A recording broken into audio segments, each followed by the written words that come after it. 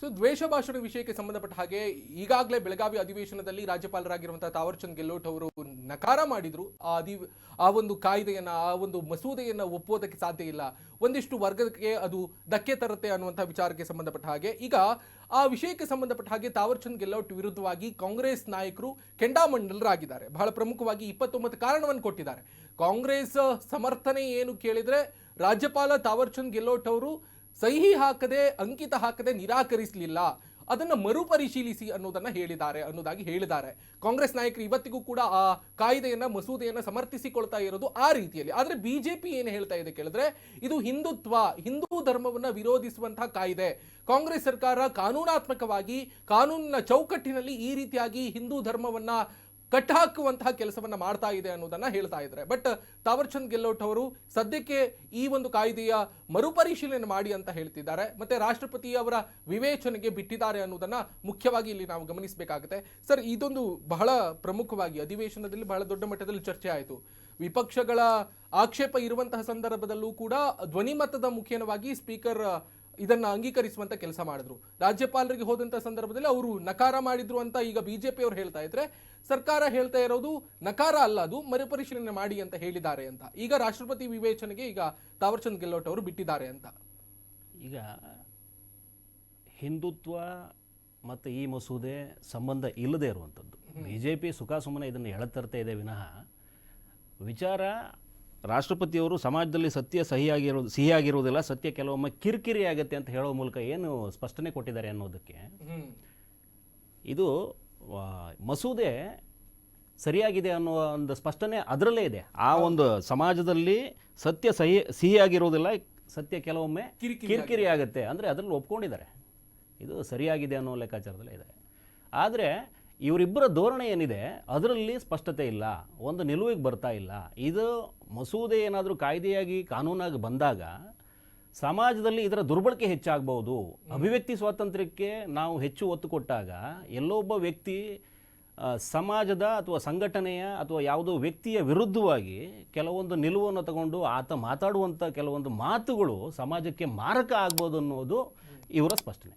ಹಾಗಾಗಿ ಇದರಲ್ಲಿ ನಾವು ಏಕಾಏಕಿ ಇದನ್ನು ಅಂಗೀಕರಿಸಿದ್ರೆ ಎಲ್ಲೋ ಒಂದು ಕಡೆ ಸಮಾಜದ ಮೇಲೆ ಪರಿಣಾಮ ಆಗುವಂಥ ಒಂದು ಕಾಯ್ದೆ ಅನುಷ್ಠಾನ ಆಗುತ್ತೇನೋ ಅನ್ನುವಂಥ ಭಯದಲ್ಲಿ, ಆ ವಾತಾವರಣ ಸೃಷ್ಟಿ ಆಗದೇ ಇರಲಿ ಅನ್ನುವ ನಿಲುವಲ್ಲಿ ಇದನ್ನು ರಾಷ್ಟ್ರಪತಿಯವರ ಪರಿಧಿಗೆ ಬಿಟ್ಟಿದ್ದಾರೆ, ವಿವೇಚನೆಗೆ ಬಿಟ್ಟಿದ್ದಾರೆ. ಅಲ್ಲಿ ಆ ಸಮಯ ಏನಿದೆ ಅಷ್ಟರಲ್ಲಿ ಈ ಒಂದು ಮಸೂದೆಯ ಮರುಪರಿಶೀಲನೆ ಆಗುತ್ತೆ. ಆಗ ಇದಕ್ಕೆ ಸಂಬಂಧಪಟ್ಟಂಗೆ ಈ ಮಸೂದೆ ಅಂಗೀಕಾರ ಆಗೋದೇ ಹೋದಾದಲ್ಲಿ ಒಂದಷ್ಟು ಬದಲಾವಣೆಗಳು ಒಳಗಡೆ ತರೋದಕ್ಕೆ ಸಾಧ್ಯತೆ ಇರುತ್ತೆ. ಸೊ ಎಲ್ಲಿ ಸಮಯ ಸಿಗುತ್ತೋ ಅಲ್ಲಿ ಮರುಪರಿಶೀಲನೆಯ ಅಡಿಯಲ್ಲಿ ಒಂದಷ್ಟು ಬದಲಾವಣೆಗಳು ಬರೋದಕ್ಕೆ ಸಾಧ್ಯತೆ ಇರುತ್ತೆ. ಸರ್, ಇನ್ ಬಿಟ್ವೀನ್ ಇದಕ್ಕೆ ಈ ದ್ವೇಷ ಮಸೂದೆ ಕಾಯ್ದೆಯನ್ನ ತರುವುದಕ್ಕೆ ಮುನ್ನ ಬೇಕಾದಷ್ಟು BNS ಅಲ್ಲೂ ಕೂಡ ಕೆಲವಷ್ಟು ಕಾಯ್ದೆಗಳಿತ್ತು, ಪೊಲೀಸ್ ಚೌಕಟ್ಟಿನಲ್ಲೂ ಕೂಡ ಕೆಲವೊಂದಿಷ್ಟು ಕಾಯ್ದೆಗಳಿತ್ತು. ನಾವು ಸರ್ಕಾರ ಬಂದಾಗ, ನಾವು ಈಗ ಕಾಂಗ್ರೆಸ್ ಸರ್ಕಾರ ಅಧಿಕಾರದಲ್ಲಿದ್ದಾಗ ಬಿಜೆಪಿಯ ಪರವಾಗಿ ಯಾರೆಲ್ಲ ಮಾತನಾಡ್ತಾರೆ ಅಥವಾ ಯಾರೆಲ್ಲ ಭಾಷಣಕಾರರು ಇರ್ತಾರೆ ಅವರನ್ನೆಲ್ಲರಿಗೂ ಕೂಡ ಕೇಸ್ ಫೈಲ್ ಮಾಡೋದು, ಆಮೇಲೆ ಅವರನ್ನ ಗಡಿಪಾರು ಮಾಡೋದು, ಇದೆಲ್ಲವೂ ಕೂಡ ನಡೀತೆ. ಬಿಜೆಪಿ ಬಂದಾಗ ಕಾಂಗ್ರೆಸ್ ಫೇವರ್ ಆಗಿ ಯಾರೆಲ್ಲ ಮಾತಾಡ್ತಾರೋ ಅವರನ್ನು ಗಡಿಪಾರು ಮಾಡುವಂತಹದ್ದು ಕೆಲಸ ಆಗುತ್ತೆ. ಸೊ ಹಾಗೆ ಇದು ಒಂದು ಕಾಂಗ್ರೆಸ್ ಸರ್ಕಾರ ಅಧಿಕಾರದಲ್ಲಿ ಇದ್ಕೊಂಡು ಒಂದು ಕಾನೂನಾತ್ಮಕವಾಗಿ ಒಂದು ಚೌಕಟ್ಟನ್ನ ತರುವುದಕ್ಕೆ ಇವರು ಪ್ರಯತ್ನ ಪಟ್ಟಿರೋದು. ಈಗ ಬಿಜೆಪಿ ಅವರು ಹೇಳ್ತಾ ಇದ್ದಾರೆ, ನಾವು ದ್ವೇಷ ಭಾಷಣ ಮಾಡಿದ್ರೆ ನಮ್ಮ ಸ್ವಾತಂತ್ರ್ಯ ಹೋಗುತ್ತೆ, ಹೀಗೆ ಅಂತೆಲ್ಲ ಹೇಳ್ತಾ ಇದ್ದಾರೆ. ಬಟ್ ಇವರು ದ್ವೇಷ ಭಾಷಣ ಮಾಡೋದೇ ಇಲ್ಲ ಅನ್ನೋದಾದ್ರೆ ಏನ್ ಸಮಸ್ಯೆ ಇವರಿಗೆ ಅಂತ, ಬಿಜೆಪಿ ಅವರಿಗೆ ಏನ್ ಸಮಸ್ಯೆ ಅಂತ? ಇದು ಒಂದು ಅಸ್ತ್ರ. ಇದು ಕಾಂಗ್ರೆಸ್ಸಿಗಾಗ್ಲಿ ಬಿಜೆಪಿಗಾಗ್ಲಿ ಅಸ್ತ್ರ ಆಗುತ್ತೆ ಅನ್ನೋದೇ ಇದ್ರ ಸ್ಪಷ್ಟ ನಿಲುವು. ಒಂದು ಅಸ್ತ್ರ ಆಗ್ಬೋದು ಇದು ಅನ್ನೋದಕ್ಕೆ. ಈ ಕಾಂಗ್ರೆಸ್ ಅವರು RSS ಅನ್ನು ಬೈದಾಗ ಅದನ್ನ ಬಿಜೆಪಿ ಸರ್ಕಾರ ಇದ್ದಾಗ ಅದನ್ನ ಆ ಮಸೂದೆಯನ್ನ ಅಥವಾ ಆ ಕಾಯ್ದೆಯನ್ನ ಇವರಡಿ ತರಬಹುದು.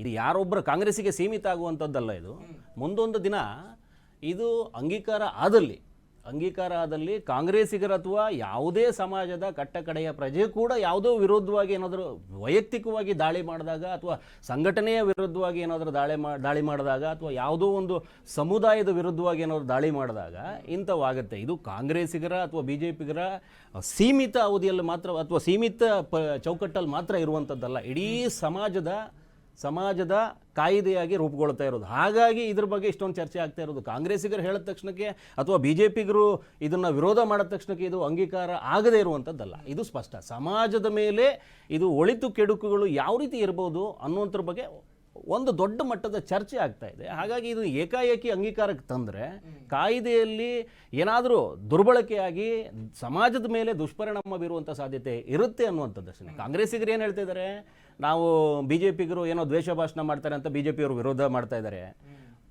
ಈಗ ಈ ಹಿಂದೆ ಯಾವುದೋ ಒಂದು ಮಾತುಕತೆಯಲ್ಲಿ ಬ್ರಾಹ್ಮಣ ಸಮುದಾಯದ ಮುಖಂಡರಿಗೂ ನಾನು ಇದೇ ಪ್ರಶ್ನೆ ಕೇಳಿದ್ದೆ.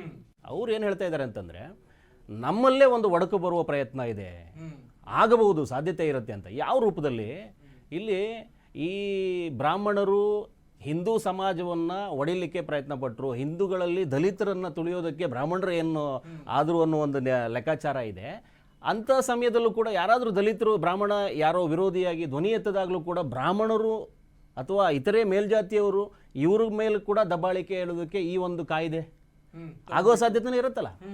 ಬರೀ ಕಾಂಗ್ರೆಸ್ ಅಲ್ಲ, ಇಲ್ಲಿ ನಮ್ಮ ಇವರು ಯಾರು ಹಿಂದುತ್ವಗಳು ವಿರೋಧ ಮಾಡ್ತಾ ಇದ್ದಾರೋ ಅಂಥವರಲ್ಲಿ ಹಿಂದುತ್ವದ ಅಡಿಯಲ್ಲೂ ಕೂಡ ನಮ್ಮಲ್ಲೇ ಒಡಕು ಬರಬಹುದು. ದಲಿತರು ಮೇಲ್ಜಾತಿಯವರು ಈ ಒಂದು ಲೆಕ್ಕಾಚಾರದಲ್ಲೂ ಕೂಡ ಒಬ್ಬರ ಮೇಲ್ಗಡೆ ಏಕಾಏಕಿ ದಾಳಿ ಆದಾಗ ಅವರು ಈ ಅಸ್ತ್ರ ಪ್ರಯೋಗ ಮಾಡ್ತಾರೆ. ಟೋಟಲಿ ಸರ್, ಈಗ ರಾಜಕೀಯ ಅಂತಂದ್ರೆ ಒಂದು ಸಿದ್ಧಾಂತವನ್ನ ದ್ವೇಷ ಮಾಡುದು ಅಂತ, ಆ ದ್ವೇಷದ ಪಾಪವನ್ನ ಇಡೀ ರಾಜಕೀಯ ವ್ಯವಸ್ಥೆ ಹೊತ್ಕೊಂಡು ಬಿಟ್ಟಿದೆ ಈಗ ಆಲ್ರೆಡಿ. ಸೊ ಆ ನಡುವೆ ಈ ತರದೊಂದು ಮಸೂದೆ ಅಥವಾ ಕಾಯ್ದೆಯನ್ನ ತರುವಂತದ್ದು ವ್ಯವಸ್ಥೆ ಎಷ್ಟರ ಮಟ್ಟಿಗೆ ಸರಿ ಅಂತ, ಅದು ಸಾಮಾಜಿಕವಾಗಿ ಎಷ್ಟರ ಮಟ್ಟಿಗೆ ಇಂಪ್ಲಿಮೆಂಟ್ ಆಗೋದಕ್ಕೆ ಸಾಧ್ಯ ಇದೆ ಅಂತ ಅನ್ಸುತ್ತೆ ನಿಮ್ಗೆ? ಇದೇ ವಿಚಾರದಲ್ಲೇ ಚರ್ಚೆ ನಡೀತಾ ಇರುವಂಥದ್ದು. ಇವತ್ತು ಅಂಗೀಕಾರ ಆಗದೇ ಇರುವ ಬಹು ಮುಖ್ಯ ಉದ್ದೇಶ ಇದೇ ಇರುತ್ತೆ. ಈ ಎಲ್ಲ ಹಿಂದಿನ ಇವತ್ತಿನ ಚರ್ಚೆಗಳು ಅಂಗೀಕಾರ ಆಗದೇ ಇರೋದಕ್ಕೆ ಬಹುಮುಖ್ಯ ಕಾರಣ ಇದೇನೆ. ಏಕಾಏಕಿ ಆಗಬಾರ್ದು ಅನ್ನೋ ಉದ್ದೇಶ ಇತ್ತೇ ವಿನಃ ಅವರು ಮೊದಲ ವಾಕ್ಯದಲ್ಲೇ ಎಲ್ಲವನ್ನೂ ಸ್ಪಷ್ಟಪಡಿಸಿ ಹೇಳಿದ್ದಾರೆ. ಏನಿದೆ, ಅಭಿವ್ಯಕ್ತಿ ಸ್ವಾತಂತ್ರ್ಯದ ವಿಚಾರದಲ್ಲಿ ಆಡುವ ಮಾತುಗಳು ಸ್ಪಷ್ಟವಾಗಿದ್ದಲ್ಲಿ ಏನೂ ಆಗೋದಿಲ್ಲ. ಅಭಿವ್ಯಕ್ತಿ ಸ್ವಾತಂತ್ರ್ಯ ಕೊಟ್ಟರು ಅನ್ನೋ ಉದ್ದೇಶಕ್ಕೆ ಏಕಾಏಕಿ ಯಾರದ ಮೇಲ್ಗಡೆ ಸ್ವೇಚ್ಛಾಚಾರದ ಮಾತುಗಳು ಅಥವಾ ಯಾರೋ ಒಬ್ಬರ ಮಾನ ನಷ್ಟ ಆಗುವಂತ ಮಾತುಗಳನ್ನ ಆಡುವಂತದ್ದು ದುರ್ಬಳಕೆ ಆದಾಗ ಇಂಥ ಕಾಯ್ದೆಗಳು ತುಂಬಾ ದೊಡ್ಡ ಮಟ್ಟದ ಪರಿಣಾಮವನ್ನು ಸಮಾಜದ ಮೇಲೆ ಬೀರ್ತವೆ. ಬಟ್ ಟೋಟಲಿ ಇದು ದುರ್ಬಲರು ಮಾತ್ರ ಅಲ್ಲ, ಪ್ರಬಲರಿಗೂ ಕೂಡ ಅನ್ವಯ ಆಗಬೇಕು, ದೊಡ್ಡ ಅಸ್ತ್ರ ಆಗುತ್ತೆ. ಈಗ ಬ್ರಾಹ್ಮಣರು ಕೂಡ ಇದನ್ನ ಬಳಸ್ಕೋಬಹುದು. ಈಗ ಅವ್ರು ಏನ್ ಮಾಡ್ತಾ ಇದಾರೆ, ಯಾರು ವಿರೋಧ ಮಾಡ್ತಾ ಇದಾರೆ ಅಂತ ಹೇಳ್ತಾರೋ ಅದೇ ವ್ಯಕ್ತಿ, ಅದೇ ಸಮುದಾಯದವರು ಕೂಡ ಈಗ ನಾಳೆ ದಲಿತರು ಬ್ರಾಹ್ಮಣರ ಮೇಲೆ ಬಿದ್ದಾಗ ಈ ಅಸ್ತ್ರನ ಪ್ರಯೋಗ ಮಾಡ್ತಾರೆ. ಎಕ್ಸಾಕ್ಟ್ಲಿ ಮಾಡ್ಬೋದಲ್ಲ, ಸಾಧ್ಯತೆನೂ ಇರುತ್ತಲ್ವಾ, ಮಾಡೋ ಸಾಧ್ಯತೆನೂ ಇರುತ್ತೆ. ಬರೀ ಕಾಂಗ್ರೆಸ್ BJP ಯಾರಿಗೂ ಸೀಮಿತ ಅಲ್ಲ. ಹೌದು, ಈ ದ್ವೇಷ ಭಾಷಣ ಮತ್ತು ದ್ವೇಷ ಅಪರಾಧಗಳ ಕಾಯ್ದೆಯನ್ನು ತರುವುದಕ್ಕೆ ಎಲ್ಲಿ ಮುಂದಾಯಿತೋ ಅದಕ್ಕಿಂತ ಮುಂಚೆ ಸಚಿವ ಸಂಪುಟ ಸಭೆಯನ್ನ ಮಾಡುವುದರ ಮುಖ್ಯವಾಗಿ ಈ ಶಾಲಾ ವಾತಾವರಣಗಳಲ್ಲಿ, ಸರ್ಕಾರಿ ಕಚೇರಿಗಳಲ್ಲಿ ಈ ಸಂಘದ ಚಟುವಟಿಕೆಗಳ ಏನೇ ಮಾಡೋದಾದ್ರೂ ಕೂಡ ಒಂದು ಅನುಮತಿ ಬೇಕು ಅಂತ ಸರ್ಕಾರ ಮಾಡ್ತು ಅಂತ. ಅದಾದ ಬಳಿಕ ಈ ಒಂದು ಕಾಯ್ದೆಯನ್ನು ಅಧಿವೇಶನದಲ್ಲಿ ತರುವುದಕ್ಕೆ ಪ್ರಯತ್ನ ಪಟ್ಟಾಗ ಬಹಳ ದೊಡ್ಡ ವಿರೋಧ ಎದುರಾಯಿತು ಅಂತ ಇಲ್ಲಿ ಮುಖ್ಯವಾಗಿ ಕಾಣಿಸುತ್ತೆ. ಟೋಟಲಿ ಸಂಘ ಅಂತ ಅಲ್ಲಿ ಸರ್ಕಾರ ಮೆನ್ಷನ್ ಮಾಡಿದ್ರು. ಸಂಘ ಅಂತ ಹೇಳಿದ್ರೆ BJP ಅವರು ಹೇಳಿರೋದು ಇಂಡೈರೆಕ್ಟ್ಲಿ ನಮ್ಮ RSS ಸಂಘಕ್ಕೆ ಗುರಿಯಾಗಿಸಿಕೊಂಡು ಈ ರೀತಿಯಾಗಿ ಎಲ್ಲ ಕಾನೂನೆಲ್ಲ ತರೋದು ಪ್ರಯತ್ನ ಮಾಡ್ತಾ ಇದ್ದಾರೆ. ಮತ್ತೆ ಈ ದ್ವೇಷ ಭಾಷಣವೂ ಅಷ್ಟೇ, ನಮ್ಮ ಸಿದ್ಧಾಂತ ಹಿಂದುತ್ವ ಅಂತ ಅಂದ್ರೆ ನ್ಯಾಷನಾಲಿಟಿ, ಅದ್ರ ವಿರುದ್ಧವೇ ಈಗ ಕಾಂಗ್ರೆಸ್ ಇದೆ ಅನ್ನೋದು BJP ಮತ್ತು ಕಾಂಗ್ರೆಸ್ನ ಮಾತುಕತೆ ಜಟಾಪಟಿಗೆ ಇದು ಕಾರಣ ಆಗಿದೆ ಅಂತ. ನಿಜಕ್ಕೂ ಇವತ್ತಿನ ಈ ಮಸೂದೆಯ ಅಂಗೀಕಾರದ ಅಡಿಯಲ್ಲಿ ಮುಖ್ಯ ಕಾಣಿಸೋದು ಪ್ರಿಯಾಂಕಾ ಖರ್ಗೆ ಮತ್ತೆ ಸೂಲಿಬೆಲೆ ಆ ಒಂದು ಪ್ರಕರಣ ಆಯ್ತಲ್ಲ, ಅದು ನಮ್ಮ ನೆನಪಿಗೆ ಬರುತ್ತೆ. ಅಂತ ಒಂದು ಘಟನೆಗಳು ನಡೆದಾಗ ಇಲ್ಲಿ ಯಾವ ರೀತಿ ನಿಲುವಾಗುತ್ತೆ, ಈ ಅಸ್ತ್ರಗಳು ಯಾವ ರೀತಿ ಪ್ರಯೋಗ ಆಗುತ್ತೆ, ಅದನ್ನ ಅವರು ಎದುರುಗಡೆ ಇರುವಂತ ವ್ಯಕ್ತಿ ಮೇಲ್ಗಡೆ ಯಾವ ರೀತಿ ಪ್ರಯೋಗ ಮಾಡ್ತಾರೆ ಈ ಅಸ್ತ್ರ ಅನ್ನೋದ್ರ ಮೇಲ್ಗಡೆ ನಿಂತಿರುವಂತದ್ದು. BJPಗೂ ಕೂಡ ಅದೇ ಭಯ, ಕಾಂಗ್ರೆಸ್ಸಿಗರಿಗೂ ಮುಂದೆ. ಈಗ ಮೇಲ್ನೋಟಕ್ಕೆ ಅವರು ನಾವೇ ತಂದಿದ್ದೀವಿ, ಯಾರೋ ತಂದಿದ್ದಾರೆ, ನಾವೇ ತರ್ತಾ ಇದ್ದೀವಿ, ಆದ್ರೂ ಕಾಂಗ್ರೆಸ್ ಅಲ್ಲಿ ಇದರಲ್ಲಿ ಒಗ್ಗಟ್ಟಿಲ್ಲ. ಈ ನಿಲುವಿನ ಬಗ್ಗೆ ಅವರಿಗೆ, ಈ ಮಸೂದೆಯ ಬಗ್ಗೆ ಅಂಗೀಕಾರ ಆದರೆ ನಮ್ಮ ಮೇಲೂ ಪ್ರಯೋಗ ಆಗಬಹುದು ಅನ್ನೋ ಭಯ ಇದೆ ಅವರಿಗೂ. ಸರಿ, ಈ ಮಾಹಿತಿ ಕಾಯ್ದೆ ಎಲ್ಲ ತಂದಾಗ ಕಾಂಗ್ರೆಸ್ ತಂದಿತ್ತು, ಅದಾದ್ಮೇಲೆ ಇವರು ಅಧಿಕಾರ ಕಳೆದುಕೊಂಡಾಗ ಅವ್ರ ವಿರುದ್ಧವೇ ಆ ಕಾಯ್ದೆ ಮತ್ತೆ ಅದೆಲ್ಲವೂ ಕೂಡ ಕೆಲಸ ಮಾಡ್ತು.